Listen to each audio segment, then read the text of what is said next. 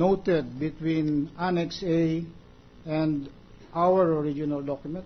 Who made that document? We did, Your Honor. Who is we? Our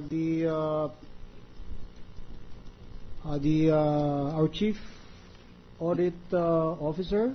Your Chief Audit Officer, not you. I did also look at them just to satisfy But myself. it was your Chief Audit Officer who prepared that?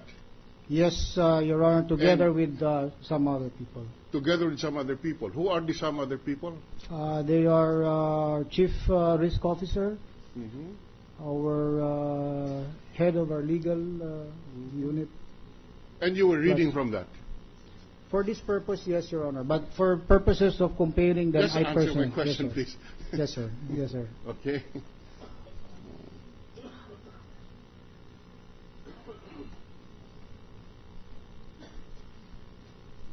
I think that will be all for the witness. Thank you very much, Mr. President, for giving me this time. Senator Marcos, Mr. President. The gentleman from Ilocos Norte.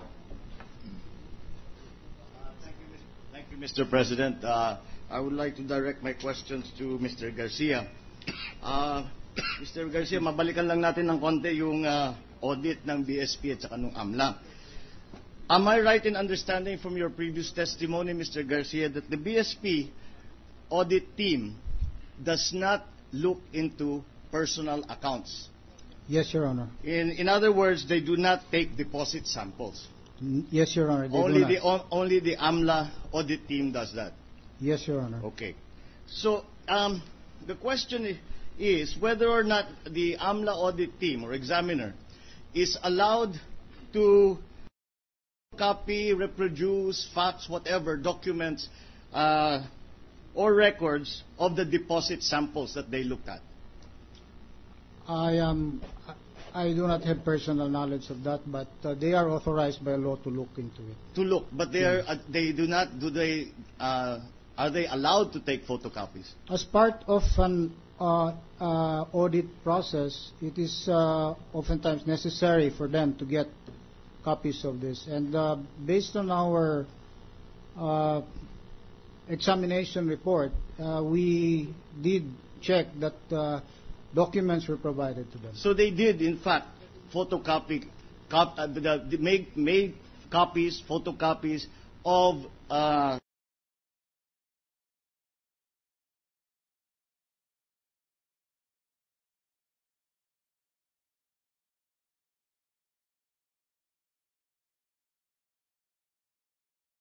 sa AMLA examiners. Yes, Your Honor. That's what happened. Okay.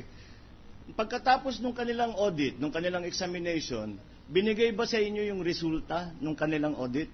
Kung may problema, kung maayos naman, did they at any point come back to you? You said they finished around November 2010. Pagkatapos nila natapos, they examined all the documents, binalikan bang bangko para sabihin, wag na kayo mag-alala at mukhang namang maayos. Or the opposite. Mukhang may problema tayo dito. Did they ever give you an inkling or give you an indication as to what was the result of their examination? Yes, they did, Your Honor. They came back and indicated to us that our signature cards did not have the notation PEP. So as a result of their examination, the only conclusion that they arrived at that was a problem or that needed fixing or that needed your attention was the fact that PEP, the designation PEP, was not included in the signature card. Yes, Your Honor, because they during the review they check on whether the bank does follow the AMLA process, which is either reporting on 500,000 and up or disclassification. So should there have been a violation, they would have told you that as well. Yes, Your Honor. You can assume that the fact that they only talked about the lack of the PEP designation in the signature card means that that was the only remarkable thing as far as that they found as far as their examination was concerned. As far as I can recall, Your Okay. Honor. Mr. With the permission of the gentleman from Ilocos Norte. In other words, the original did not contain the marking PEP. Yes, Your Honor. But this annex annex document now contains that marking PEP. Yes, Your Honor. How can you explain why your original does not have a PEP? Annex A contains a PEP. Your Honor, we do not. Who would have placed that if your bank did not place it? Your Honor, we do not know the source of this annex documents, Your Honor. We cannot comment. We don't know, Your Honor. But the only one who had a copy of your original submission to the audit team of Banco Central and AMLA is the audit team, which I assume that the one you submitted did not contain PEP. Yes, Your Honor. Then, who else would be the source of a document that would be altered to contain the word PEP? I don't really know, Your Honor. Heaven, hell, Hindi na. or where? Perhaps the source or the small lady could probably answer that question better, Your Honor. Which because we one? don't. Which one? The little lady? Well, I understand that these documents that were submitted came from a lady, so she would probably know the source of the documents. Not just a lady. It was notified as a little lady. So, thank you, Senator Marcos. Mr. Garcia, I also note in the original or the copy of the original signature card that you gave us, walang PEP ang nakalagay. Doon sa signature box, Yes, sir. walang nakalagay na PEP. Yes, Your Honor. Thank you.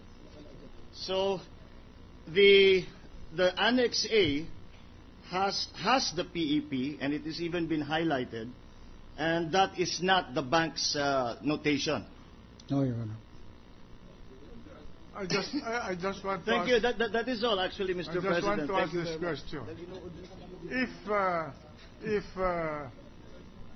the examination was intended to deal with PEP mark accounts, and in your original document of the respondent, Chief Justice Corona, did not contain that PEP, how come that, if you know that Banco Central and AMLA included him in the examination in September up to November of 2010, if indeed there was no PEP in your original document? And how come that later on in the Annex A, that signal or PEP, politically exposed person, is imprinted in the Annex A of the supplemental request for subpoena? I don't know, Your All Honor. right. Anyway, Senator Ginggona, Mr. President. Senator Ginggona. Thank you, Mr. President. Mr. Garcia, good afternoon. Sinabi po ninyo na ang nag-audit, AMLAC. Yes, Your Honor. Can you be very, very sure? Because I think, are you sure that it is the AMLAC that audited you? Remember, you can verify this by just a phone call at your branch. Can you tell me categorically that it was the anti-money laundering, the AMLAC, that was auditing you? Well, I can just recall from the examination findings, and I can tell you this: the Banco Central does not really look at deposits. No. That's not my This question about the particular- Banco Central. Yes. Ang tinatalong ko lang, are you very sure it was the AMLAC that audited your bank? And I would like to say that